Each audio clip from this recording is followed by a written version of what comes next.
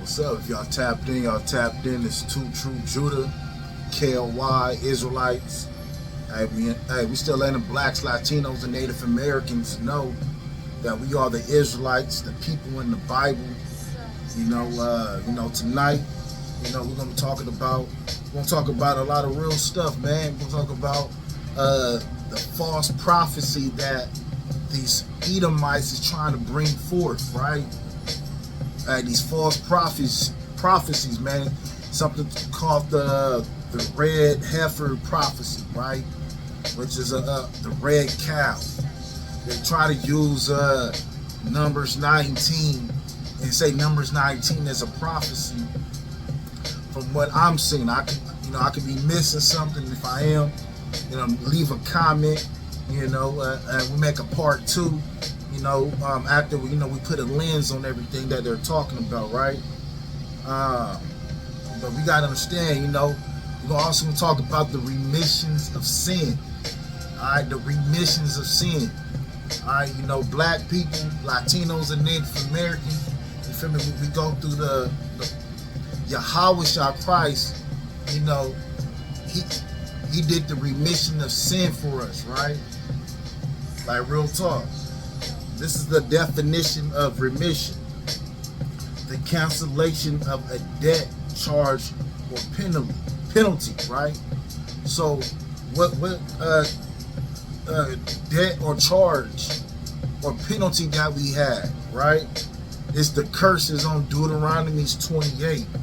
All right, when our forefathers broke the statute, laws, and commandments. So when Christ died, which is his real name, Yahweh. When Christ died, that was the cancellation of our debt. You feel me? It was a charge, right? It was a cancellation of all of our debt, right? So right now, we still got to go through the curses, right?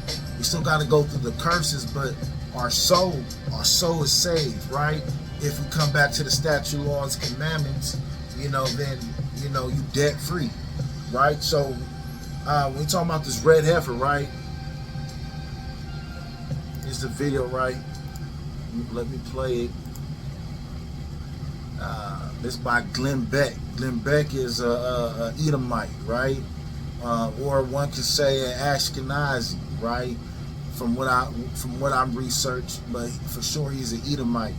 But a lot of his work, got him fired from I believe Fox, because he was explaining how blacks and indigenous tribes are the Israelites, right? How they found Israelite artifact in America, right? And he started connecting that with the northern tribe, right? And they took away his job. So now he's, he has his own YouTube, 1.29 million subscribers, right? And it's crazy, these people could bring in all this information, all these white people and all that shit, and they get all these subscribers. But once a brother do it, you feel me? Hey, we got to do each one teach one, right? That's how a lot of our stuff is shadow banned, but a lot of their stuff is shadow banned to a certain degree, right? But this is what this dude got to say, man. Check this out. So back in January, a story flew under the radar that is worth discussing, and it wasn't discussed because the mainstream media has no idea what this even means.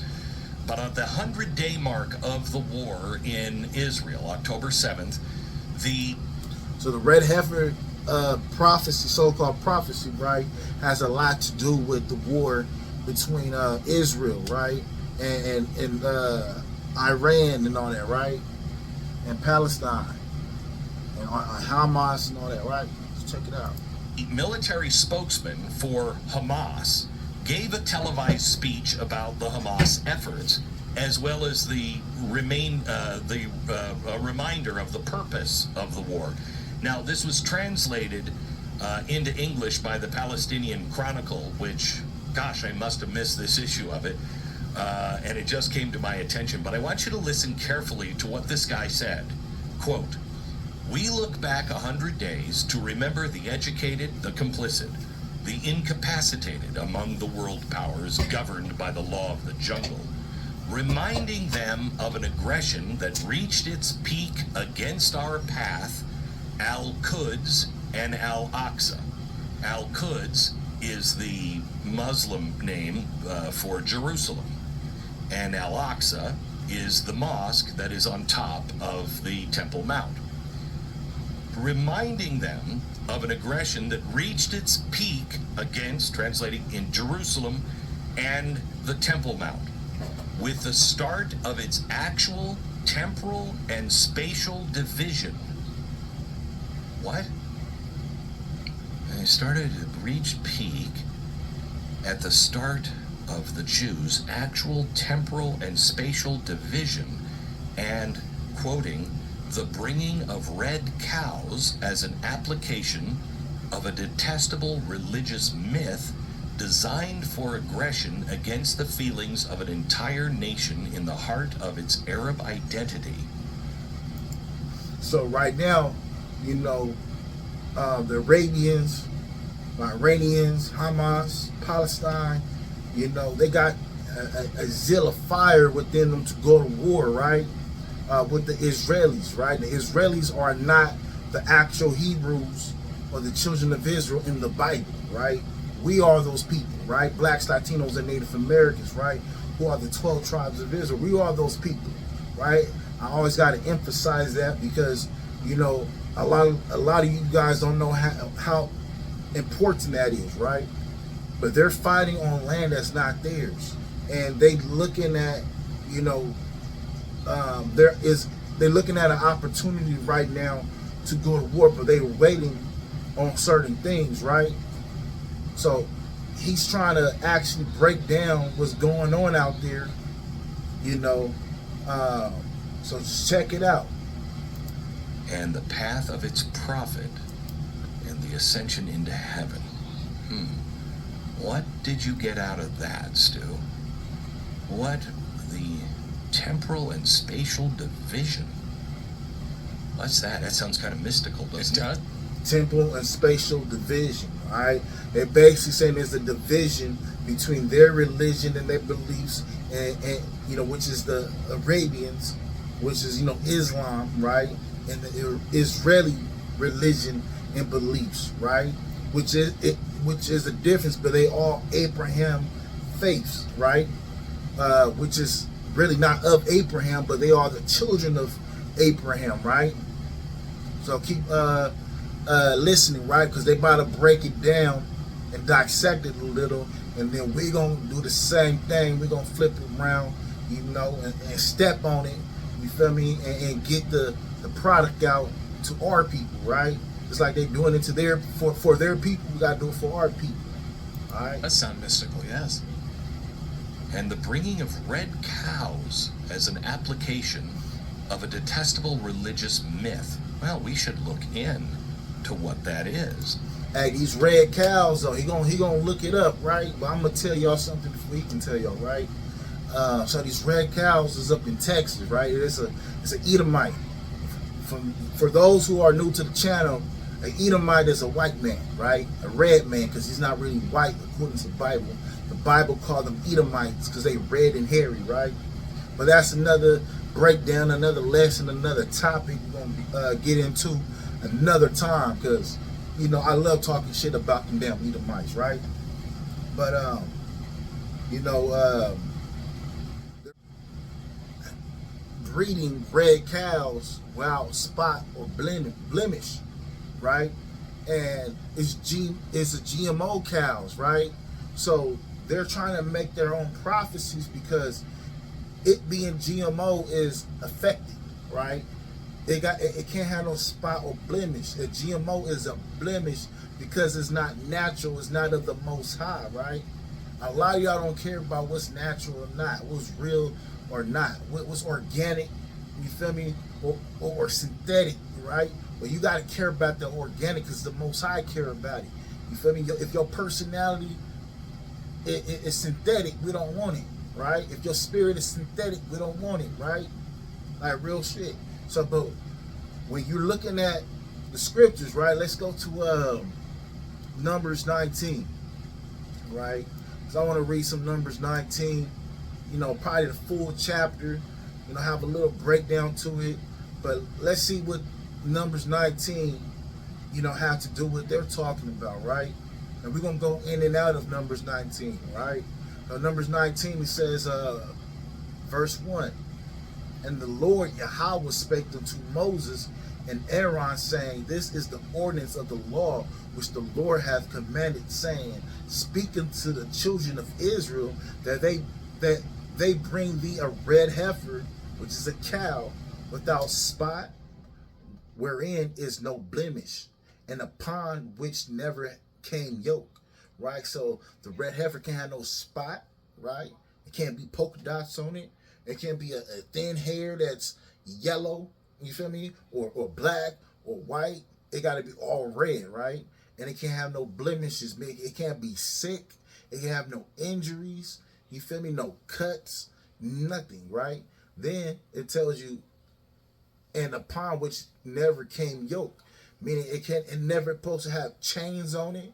It never was supposed to work the field. You feel me? It's set aside. Ain't supposed to be touched, but taken care and maintained for the Most High until it's time for a sacrifice.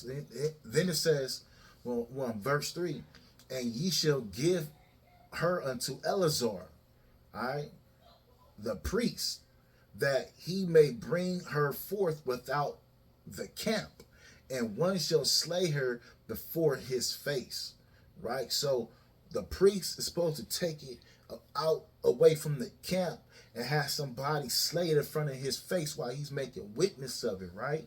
Then it says, Eleazar, on verse 4, the priest shall take of her blood with his fingers, because a heifer is a female cow. Cow is a female, right?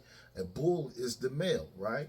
So it says, and Eleazar the priest shall take of her blood with his finger and sprinkle of her blood directly before the tabernacles of the congregation 7 times. So he got to go around the congregation, right, 7 times, sprinkling the blood of the heifer, right? And one shall burn the heifer in the sight, her skin, her flesh, her blood, with her dung shall he burn, right? So all that got to come together, right?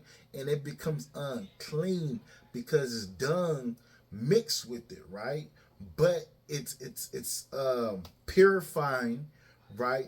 The unclean spirits, right? Of sin, right? Which is the transgression of the law. Then it says, and the priest shall take cedar wood and hyssop. All right, cedar wood. You know, cedar wood is known when you burn it, it has a sweet aroma to it, right? And it's also used for other things and purposes like tables and furniture, and back then war weapons and all that, right? And hyssop is like lavender, right? Which is supposed to clean. It's a natural way to clean your skin and your flesh is by using hyssop, right? And scarlet is a material, right? It's an expensive material, right? And cast it into the midst of the burning of the heifer, right? So they supposed to put it all together and burn it. Then the priest shall wash his hands, shall wash his cloths, and he shall bathe his flesh in water, right? So the priest got to bathe his flesh in water, right? Got to take a bath Bathing is not effeminate. It's a mutual sex thing, right? Bathing is something that's, you know, is like, it's basically being baptized in the water, right? Um, and afterward he shall come into the camp, and the priest shall be unclean until the evening, right? So the priest is gonna be unclean until the evening, right? And that's why he's not around the congregation. He got to do this mission alone, right? And he that burneth her shall wash his clothes in the water and bathe his flesh in water, and shall be unclean to the evening, right? So the one that assists the priest, he's going to be unclean until the evening. They both got to separate from the camp. And a man that is clean shall gather up the ashes of the heifer. So a clean man, you got to be clean to be able to gather the ashes of the heifer, right? And it says, and lay them up without the camp in a clean place.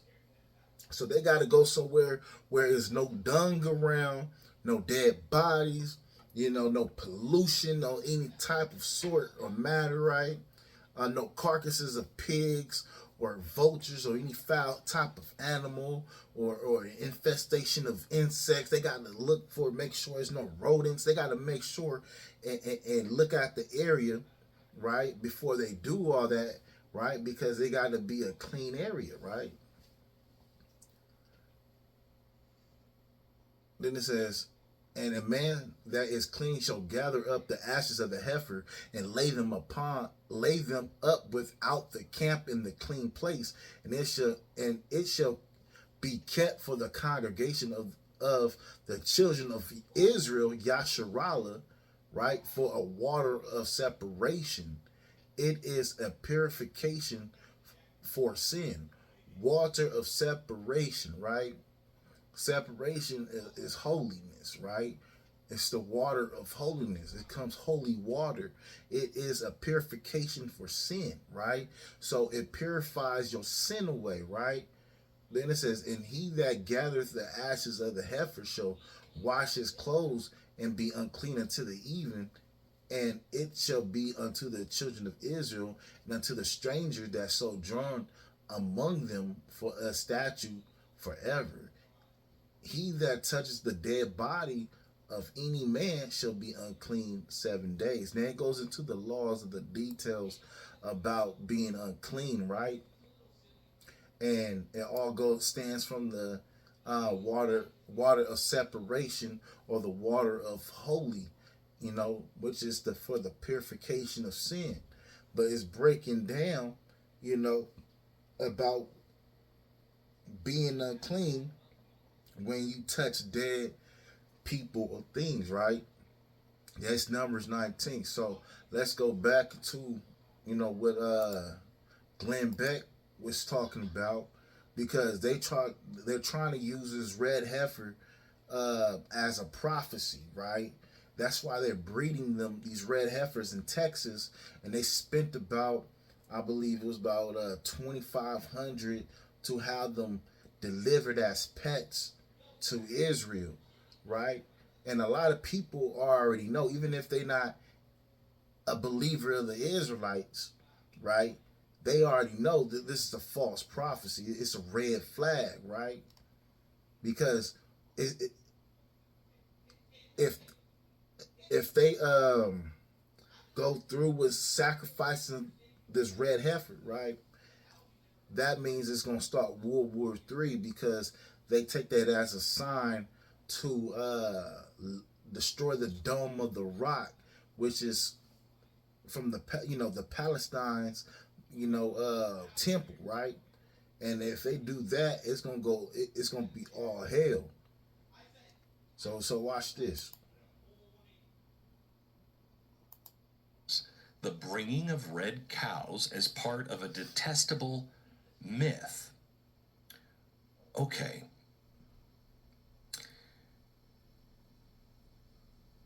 Red heifers are the detestable religious myth, according to the leader of Hamas. A red heifer in the Old Testament. The leader of Hamas is saying, man, this is a false prophecy. Y'all creating the myth. They know there's a red heifer in the Bible, right? So let's keep going. To be sacrificed has to have no more than 2 black or white hairs. And they check them.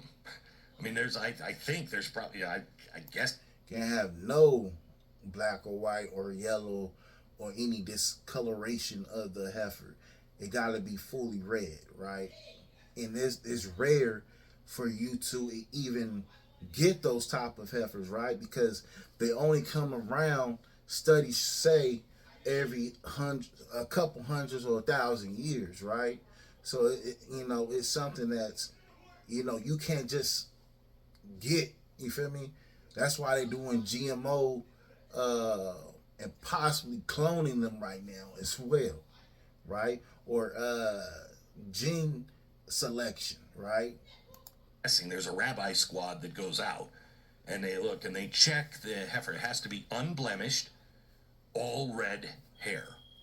And that's a 1 in 50,000 chance that your red heifer is going to be born like that.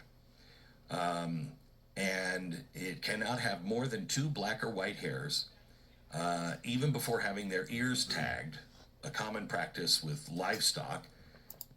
They can't have no markings. They can't even have their ears tags. They can't be marked at all. Like real talk. They gotta eat the most freshest graze of hay and grass, right? You can't feed them no GMO products. They can't be, tainted, right?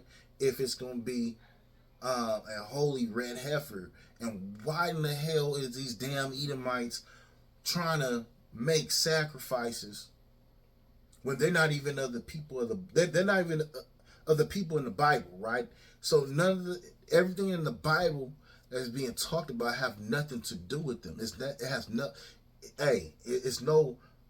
none of their business, right? Like real talk. This is Israel business, right? This is our business, blacks, Latinos, and Native Americans, right? It's time for us to get this right. That would disqualify them for ceremonial use, but these 4 heifers remain blemish-free, and according to the Temple Institute rabbis, they want to.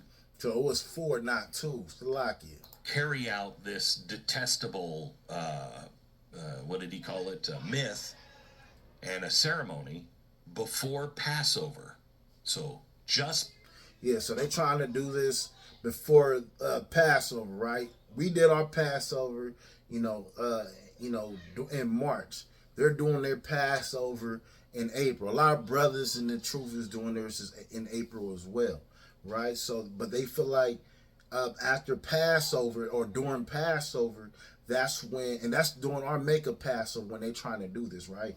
That when they sacrifice the red heifer and all that, is wartime, right? It's wartime. It's a new year, a new beginning. January ain't the new year, right? It's the end of March or April, right? That's the new year, right? You tell the year by the seasons. How many times we got to tell y'all that, right? It's before Easter. Only 9 heifers had been sacrificed since Moses. 9. And that happened between Moses and the year 70 A.D. And the feeling.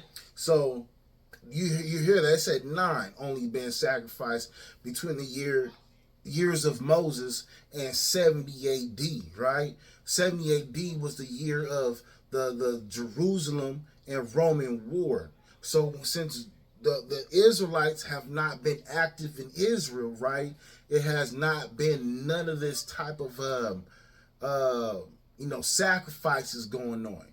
They just said recently they found the ashes of the old red heifers that the ancient Israelites was sacrificing, right? So now they try to get these GMOs, red heifers, and when they do the Passover, you feel me? They're gonna sacrifice it and mix it with the old ashes, right? That is the diabolical plan of the damn Edomite devil, right? Who y'all love to call yo king, right? Your president, your mayor, right? Your doctor, right? Like real talk. The red face, blue eyed devil. Man, let's keep going. Thing is, or the myth of the Bible is the 10th red heifer ceremony would bring in the Messianic Age. Now, I don't know about you, but those people who are like, I think Jesus is coming soon. There's So they saying, so even with the eclipse, right? They thought Christ was gonna come when that eclipse just happened. All right, there was a sister that offed herself, right? You know, because none of the stuff that was prophesied by the false prophets actually came true, and she was one of those false prophets because she was also prophesying a lie as well, right? so crazy. So I don't believe any of that craziness. But they bring in the Messianic Age. Now, people who are religious Christians, they believe that that is the first step to rebuilding the third temple, and it has to be built before the Antichrist comes and desecrates it. Of course, I mean, he wouldn't desecrate it and then they'd build it, but then the Messiah comes. So the white man already has their Messiah lined up and ready. You know, they probably picked him out when he was born in the womb. What's that movie that Arnold Schwarzenegger did back in the 90s? You know, Armageddon or something like that, right? When they took the baby and his name was Nicholas or something like that, and they injected him with serpent venom and all that, and they did a ritual when they took him out of the mother's womb, right? And they was doing all type of messianic prayers and rituals around him and all that. You feel me? And he became the Antichrist, right? And he was going around killing everything and shit, doing crazy shit. You feel me? But don't be deceived. It's plenty of Antichrist around us. T.D. Jakes is an Antichrist. Farrakhan is an Antichrist, right? What's that nigga? What's his name? It's Gino. Pastor Gino is an Antichrist, right? These niggas is Antichrist. It's a lot. Your neighborhood friendly pastor, pork chop eating pastor is an Antichrist, right? It's not one, but they gonna select somebody who's gonna be their Messiah, right? And he's gonna be an Antichrist, right? Like real talk. And this is what they're talking about because they're trying to build the temple of the Most High. They're trying to build the temple of the Most High, right? Which the Most High gonna knock down. Some of us believe that's Jesus, and he had a return ticket when he came the first time. So he's coming again. Now, what does this mean? Where did this come from? Why is Hamas saying 100 days into the war it was the transfer of these red heifers from Texas to Israel that played a role in... And I'm just watching this with you guys. I did my own research and studying, you feel me? But, you know, he's breaking it down right now, and I'm doing a reaction video to it, right? You know? In October 7th. I've been to Israel several times. I have never been to the top of the Temple Mount because I was asked by the state of Israel not to go. I was asked by Benjamin Netanyahu, who was the prime minister at the time when I was there last, and they were worried about any appearance on top of the Temple Mount causing a stir because of, I stand for Israel, I've been recognized, etc., etc. I know people who have gone. Ben Shapiro just went, and he prayed on the Temple Mount. Praying on the Temple Mount as a Christian, but especially a Jew, is not looked on kindly by Muslims. And they not even supposed to be in our land, period, right? Them fake ass sandbag people, them little hat people are not supposed to be in our land of Israel, right? That's our land, right? So, the Mount of Olives, y'all don't belong there. Y'all defiling our land. That's why a hell of a barrage of fire is gonna come down to y'all by the Most High, right? It's explained. All that's explained in Ezekiel, right? But many people do it. If you've never been to Israel, you don't understand the role of the Temple Mount itself. We've been talking. So, we got what we wanted to hear from this dude. But I'm going to say this too, though. Right now, it's the best time for us as a people to get right back with the Most High, right? This is 1 John 4:16. And we have known and believed the love that God has to us. God is love, and he that dwelleth in love dwelleth in God, and God in him, right? So what is love, right? Everybody say, oh, God is love, God is this. They quote 1 John 4:16, but they don't even know the actual context of it, right? Because you got to keep reading. You got to go to 1 John 5:3. It says, for this is love of Slacken. For this is the love of God, Yahweh, that we keep his commandments, and his commandments are not grievous, right? The commandments of the Most High is not grievous to the children of Israel, point blank, period, right? If you're a real Israelite, right? If you're a real Israelite, right? A real Brulite, you feel me? The 12th tribe, fourth tribe, then you gonna keep the statute, laws, and commandments. It's not gonna be grievous, right? It's not gonna be grievous because you gotta grow your beard, right? It's not gonna be grievous that you gotta put the pork down, right? No pork on the fork, right?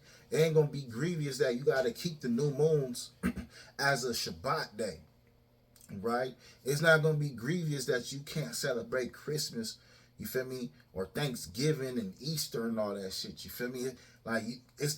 Real talk. You gotta come back to the holy days. It's not gonna be grievous. When Passover come, you ain't gonna be like, oh man, it's Passover again. I gotta spend this. I gotta do this, man. I just bought all the damn bread and stuff. I gotta take it out of my house right now. When you keeping these laws, your zeal is gonna be strong to do them. Despite whoever talking that crazy shit, that fleshly bullshit, right? You gonna keep the statute, laws, commandments, right? Because these commandments are not grievous. If you're a real one, then you're gonna follow the real principles, right?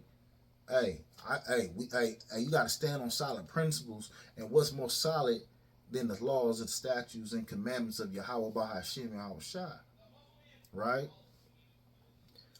This is John 14:15. No, I'm gonna go to Psalms 18:30. It says, as for God, his way is perfect. The word of the Lord is tried. He is a buckler to all those that trust him, right?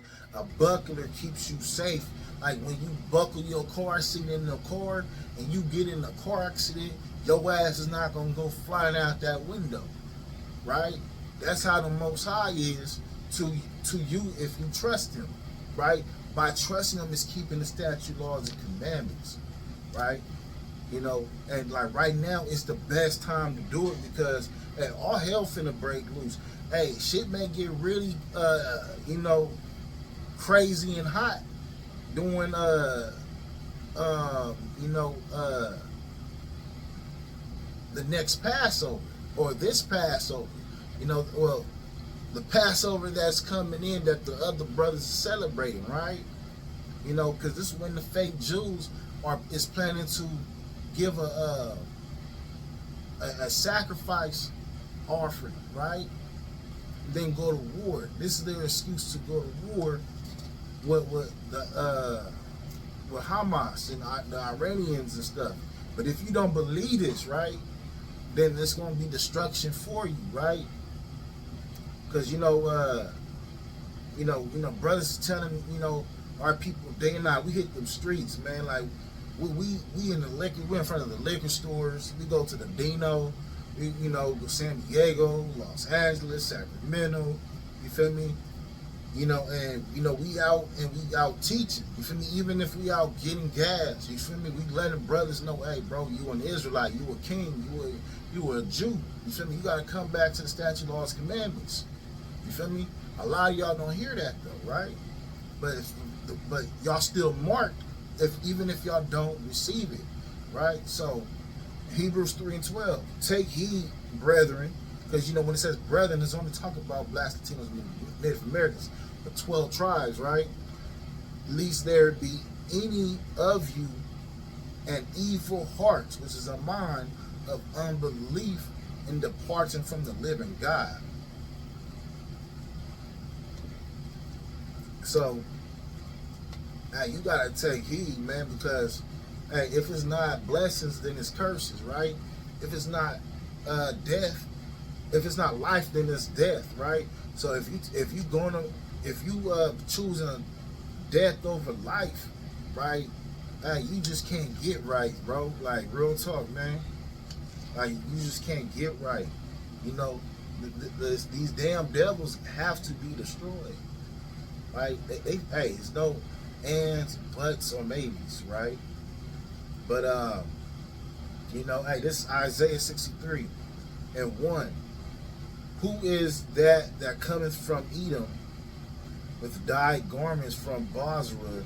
This that is glorious in his apparel, traveling in the greatness of his strength. I that speak in righteousness might to save, right? So who's that going to be traveling, looking glorious? That's going to be Christ, because he's going to be killing, right, all the damn Edomites, which is the blue-eyed devils, right? Because Christ coming to them through Bozrah, right? Bozrah, right, will still be considered all the European, so-called European Edomite people, right? That land, right, is all the way in the east, right? But I'm gonna call the law Yahweh by Hashem, Yahushua, all praise to the Most High. God, Barakatah to Yahweh, Shalom to Yasharala, Barakatah to Yahushua, man. Hey, y'all make sure y'all tap in until the next video. Got more reactions on the way.